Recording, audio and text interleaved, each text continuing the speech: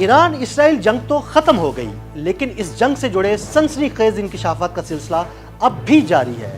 صہیونی media نے بھی اب اسرائیل میں ہونے والی تباہی پر سوالات اٹھا دیے ہیں۔ ایرانی میزائلوں سے اسرائیل میں کتنی تباہی ہوئی اور ایران نے اسرائیل کے جو ڈرونز گرائے اس سے اسرائیل کو کتنا نقصان اٹھانا پڑا، آئیے بہت سے سوالات کے جوابات جاننے کی کوشش کرتے ہیں۔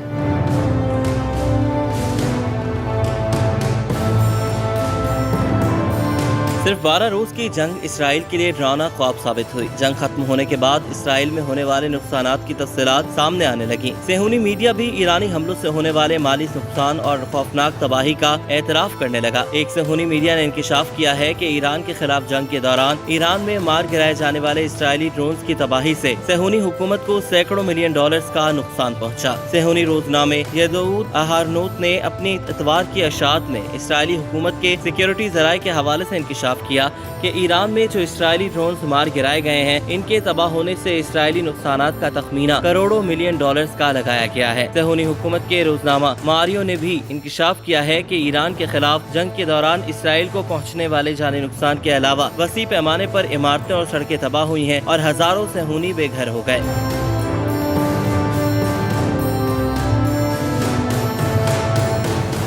صہیونی روزنامہ ماریو نے لکھا کہ یہ صحیح ہے کہ یہ جنگ صرف 12 دن چلی، لیکن اس میں ہونے والی بربادی بہت وسیع ہے۔ ایران کے بیلسٹک میزائلوں نے عمارتیں، ادارے اور مراکز سب کچھ تباہ کر دیا۔ ماریو نے لکھا کہ اس جنگ میں تباہ ہو جانے والے علاقوں کو اپنی پہلی حالت میں واپس لانے کے لیے برسوں لگیں گے، وہ بھی اگر یہ کام ممکن ہوا تو۔ صہیونی ٹی وی چینل 30 نے بھی انکشاف کیا کہ ایران کے میزائل حملوں سے اسرائیلی حکومت کے فوجی اور اسٹریٹجک مراکز کو ناقابل تلافی نقصان پہنچا، لیکن صہیونی حکام اور فوج نے اب تک اس بارے میں کچھ بھی نہیں کہا۔ ہارتس جریدے سے وابستہ صہیونی صحافی رافیف دروگیر نے بھی اعتراف کیا کہ ایران سے جنگ میں اسرائیل کو شدید ناکامی ہوئی۔ رافیف دروگیر کے مطابق صہیونی حکومت کے اعلیٰ سیاسی اور فوجی عہدیداروں کے دعووں کے برخلاف تل ابیب کو ایران سے جنگ میں اپنے اہداف حاصل کرنے میں شدید ناکامی کا سامنا کرنا پڑا۔ ہارتس اخبار میں شائع مضمون میں رافیف دروگیر نے لکھا کہ اسرائیل میں ایسا پروپیگنڈا کیا جا رہا ہے جیسے تل ابیب جنگ جیت چکا ہے، لیکن حقیقت یہ ہے کہ ایران سے جنگ کا کوئی بھی ٹارگٹ حاصل نہیں ہو پایا۔ صہیونی صحافی نے لکھا کہ ایران نے اس دوران بازان ریفائنری اور توانائی کے دیگر مراکز کو بھاری نقصان پہنچایا، جس کے نتیجے میں تل ابیب اپنے مقامی ضرورت کو بھی پورا نہیں کر پا رہا۔ دوسری جانب صہیونی حکومت کی توانائی کی تنصیبات پر ایران کے جوابی حملوں کے نتیجے میں غاصب صہیونی حکومت بین الاقوامی مارکیٹوں میں بری طرح متاثر ہو رہی ہے۔